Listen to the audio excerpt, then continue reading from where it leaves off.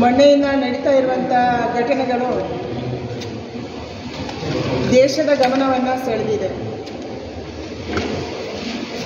ಯಾವ ನಮ್ಮ ಉಡುಪಿ ಶಿಕ್ಷಣಕ್ಕೆ, ಬ್ಯಾಂಕಿಗೆ ಹೆಸರುವಾಸಿಯಾಗಿತ್ತು, ಕಳೆದ 2 ವರ್ಷದಿಂದ ಬೇರೆ ಬೇರೆ ಕಾರಣಕ್ಕಾಗಿ ಪ್ರಚಾರ ಆಗ್ತಾ ಇದೆ. ಒಂದು ದೃಷ್ಟಿಯಿಂದ ನಮಗೆ ತುಂಬ ನೋವು ತಂದಿದೆ. ಕಳೆದ ವರ್ಷ ಹಿಜಾಬಿನ ಕಾರಣಕ್ಕಾಗಿ ಉಡುಪಿ ಇಡೀ ದೇಶದಲ್ಲಿ ಚರ್ಚೆ ಆಯಿತು, ಜಗತ್ತಲ್ಲಿ ಚರ್ಚೆ ಆಯಿತು. ಈ ವರ್ಷ 3 ಅಲ್ಪಸಂಖ್ಯಾತ ವಿದ್ಯಾರ್ಥಿನಿಯರು ಇನ್ನೊಂದು ಕೋಮಿನ ವಿದ್ಯಾರ್ಥಿನಿಯರ ಖಾಸಗಿ ವಿಡಿಯೋವನ್ನು, ಅವರ ಶೌಚಾಲಯಕ್ಕೆ ಹೋಗುವಂಥ ವಿಡಿಯೋವನ್ನು ಮಾಡಿದ್ದಾರೆ ಅನ್ನುವಂಥ ಕಾರಣಕ್ಕಾಗಿ ಸುದ್ದಿಯಾಗಿದೆ.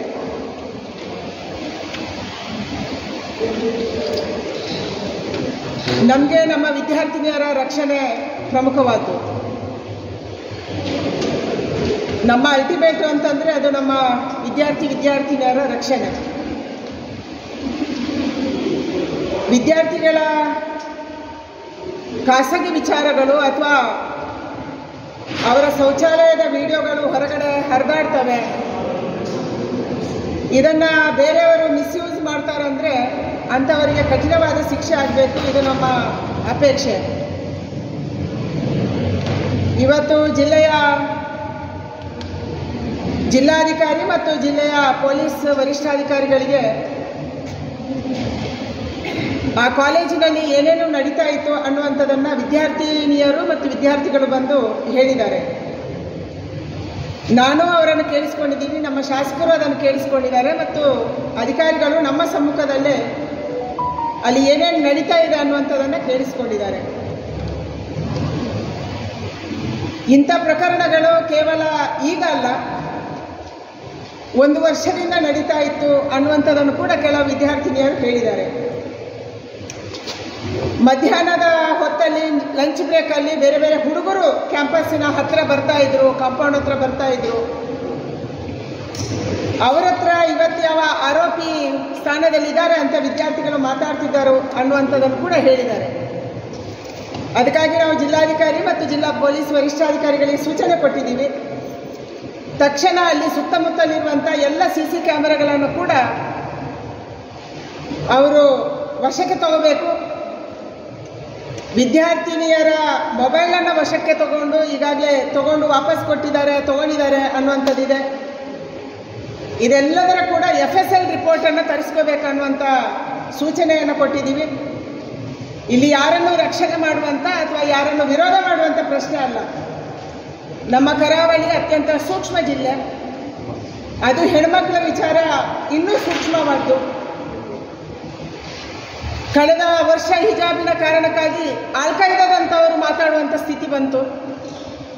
ಇವತ್ತು ಲವ್ ಜಿಹಾದಿನ ಹಲವಾರು ಪ್ರಕರಣಗಳು ರಾಜ್ಯದಲ್ಲಿ, ದೇಶದಲ್ಲಿ ವರದಿ ಆಗ್ತಾ ಇದ್ದಾವೆ. ಹೆಣ್ಮಕ್ಳನ್ನು ಈ ರೀತಿ ದುರುಪಯೋಗ ಮಾಡಿಕೊಂಡು ಬ್ಲ್ಯಾಕ್ ಮೇಲ್ ಮಾಡುವಂಥ ತಂತ್ರ ಬೇರೆ ಬೇರೆ ಕಡೆ ನಡೀತಾ ಇದೆ.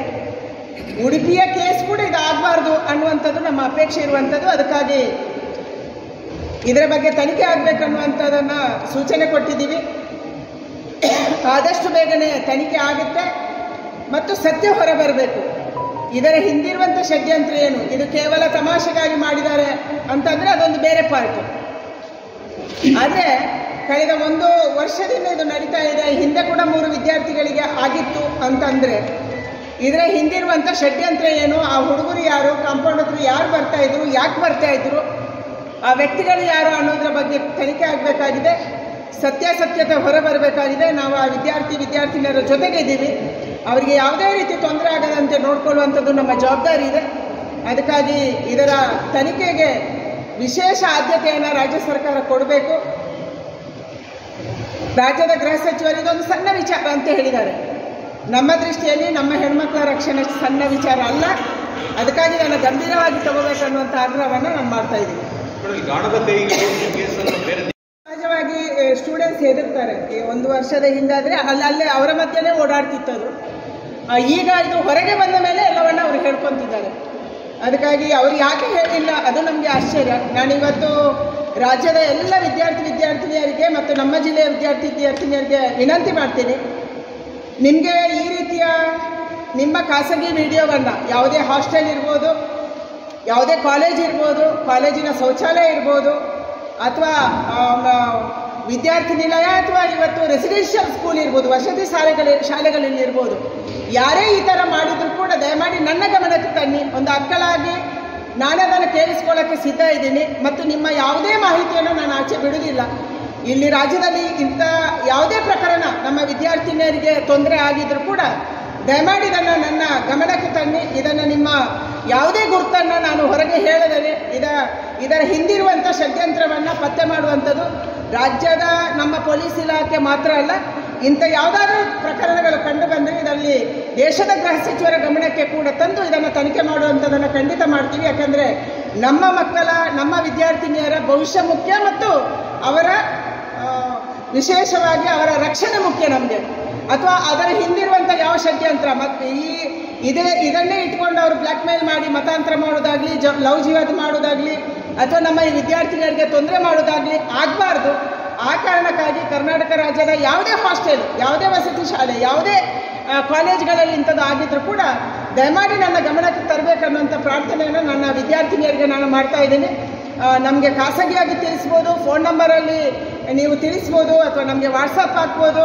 ನಿಮ್ಮ ಯಾವುದೇ ಮಾಹಿತಿಯನ್ನು ನಾನು ಹೊರಗೆ ಕೊಡಲ್ಲ, ಆದರೆ ಸತ್ಯ ಏನು ನಡೀತಿದೆ ಕರ್ನಾಟಕದಲ್ಲಿ ಅನ್ನುವಂಥದ್ದು ಗೊತ್ತಾಗಬೇಕಾದ್ರೆ ಅದನ್ನು ಕೊಡಬೇಕು ಅನ್ನುವಂಥ ಪ್ರಾರ್ಥನೆ ಮಾಡ್ತಾ ಇದ್ದೀನಿ. ಆರೋಪ ಪ್ರತ್ಯಾರೋಪಗಳನ್ನು ನಿಲ್ಲಿಸಬೇಡಿ. ನಿಜವಾಗ್ಲೂ ಏನಾಗಿದೆ, ನಿಜವಾಗ್ಲೂ ಸತ್ಯಾಸತ್ಯತೆ ಹೊರಬರೋಕ್ಕೆ ನಿಮ್ಮ ಕಾಂಟ್ರಿಬ್ಯೂಷನ್ ಏನು? ಕೆಲವರು ಬಾಯಿ ಮುಚ್ಕೊಂಡಿದ್ರೆ ಕಾಂಟ್ರಿಬ್ಯೂಷನು, ಕೆಲವು ಬಾಯಿ ಬಿಟ್ಟರೆ ಕಾಂಟ್ರಿಬ್ಯೂಷನು. ಅದಕ್ಕಾಗಿ ಯಾರು ಯಾವುದನ್ನು ಮಾಡಬೇಕು ಅದನ್ನು ಮಾಡಿ. ಇಲ್ಲಿ ಮುಖ್ಯವಾಗಿರಬೇಕಾದ್ದು ಯಾವ ವಿದ್ಯಾರ್ಥಿಯರಿದ್ದಾರೆ ಅವರಿಗೆ ಭಾಳ ಕೆಟ್ಟ ಮೆಸೇಜ್ಗಳು ಬರ್ತಾ ಇದೆ. ಇವತ್ತು ಅದರ ಮಾಹಿತಿಯನ್ನು ನಾವು SP ಅವರಿಗೆ ಕೊಟ್ಟಿದ್ದೀವಿ. ಅತ್ಯಂತ ಕೆಟ್ಟದ್ದು, ಅತ್ಯಂತ ಗಲೀಜು. ಅದನ್ನು ಹೆಣ್ಮಕ್ಕಳು ನಾನು ಹೇಳೋಕ್ಕೂ ಆಗಲ್ಲ, ನಾವು ಓದೋಕ್ಕೂ ಆಗಲ್ಲ. ಅಂಥದ್ದು ಇವತ್ತು ಇನ್ಸ್ಟಾಗ್ರಾಮಲ್ಲಿ, ಸೋಷಿಯಲ್ ಮೀಡಿಯಾದಲ್ಲಿ ಓಡಾಡ್ತಿದೆ. ಯಾವ ಹುಡುಗಿಯರು ಇವತ್ತು ಮೀಡಿಯಾಕ್ಕೆ ಮಾತಾಡಿದ್ದಾರೆ, ಅವರ ಬಗ್ಗೆ ಕೆಟ್ಟದಾಗಿ ಹೇಳ್ತಾ ಇದ್ದಾರೆ. ಇದನ್ನು ನಾವು ಕೇಳಿಸ್ಕೊಳ್ಳೋಕ್ಕೂ ಆಗಲ್ಲ, ನಾನು ಕಣ್ಣಾರೆಯಲ್ಲಿ ಅದನ್ನು ಓದೋದಕ್ಕೂ ನನಗೆ ಇವತ್ತು ಆಗಲಿಲ್ಲ. ಅದಕ್ಕಾಗಿ ಇವರ ಮೇಲೆ ಆ್ಯಕ್ಷನ್ ತಗೊಳ್ಬೇಕಾದ ಅಗತ್ಯ. ಅಂದರೆ ಯಾರೋ ಸತ್ಯ ಹೇಳ್ತಾರೆ ಅವರನ್ನೇ ಹೆದರಿಸುವಂಥದ್ದು. ಹೆಣ್ಮಕ್ಳಿಗೆ ಯಾವುದಾದ್ರೂ ಅವರ ಕ್ಯಾರೆಕ್ಟರ್ ಬಗ್ಗೆ ಹೇಳಿದರೆ ಸಹಜವಾಗಿ ಹಿಂದೆ ಸರಿತಾರೆ, ಯಾರು ಮುಂದೆ ಬಂದು ಹೇಳಲ್ಲ. ಅದಕ್ಕಾಗಿ ಇವತ್ತು ಅದಾಗುವಂಥದ್ದು ಆಗ್ತಾ ಇದೆ. ಇದನ್ನು ತಡೆಯೋಕ್ಕೆ ನಮ್ಮ ಇಲಾಖೆ ಏನು ಮಾಡಬೇಕು ಅದನ್ನು ಮಾಡಬೇಕು. ವಿಚಾರಣೆ ಮಾಡಿದ್ದೀವಿ ಅಂತ SP ಹೇಳ್ತಿದ್ದಾರೆ. ಮೇಡಮ್, ಅತ್ಯಂತ ಸೂಕ್ಷ್ಮವಾದಂಥದ್ದು. ಇಲ್ಲಿ ರಾಜಕಾರಣ ಆಗಿ ಆರೋಪ ಪ್ರತ್ಯಾರೋಪ ಆಗ್ತಾ ಇದ್ರೆ ಪ್ರತಿಷ್ಠೆ ರಾಜಕಾರಣಿಗಳಿಗಾದ್ರೆ ತನಿಖೆ ಯಾವ ದಿಕ್ಕಿನಲ್ಲಿ ಸಾಗ್ತದೆ ಅಂತ ನಿಜವಾಗ್ಲೂ ಅದೊಂದು ತಾತ್ವಿಕ ಅಂತ್ಯ ತಲುಪುತ್ತದೆ. ನಾನು ಬಹಳ ಸ್ಪಷ್ಟವಾಗಿ ಹೇಳ್ತೀನಿ, ನಮಗೆ ಇದರಲ್ಲಿ ರಾಜಕೀಯ ಇಲ್ಲ ಮತ್ತು ಇವತ್ತು ನಾಳೆಯಲ್ಲಿ ಚುನಾವಣೆಯೂ ಇಲ್ಲ. ಚುನಾವಣಾ ರಾಜಕೀಯಕ್ಕಾಗಿ ನಮ್ಮ ವಿದ್ಯಾರ್ಥಿಗಳ ಮಾನವನ್ನು ನಾವು ಹರಾಜು ಹಾಕಬೇಕಾದ್ದು ಇಲ್ಲ ಅಥವಾ ಹಾಕುವುದೂ ಇಲ್ಲ. ಇದು ನಮ್ಮ ಸ್ಪಷ್ಟತೆ ಇದೆ.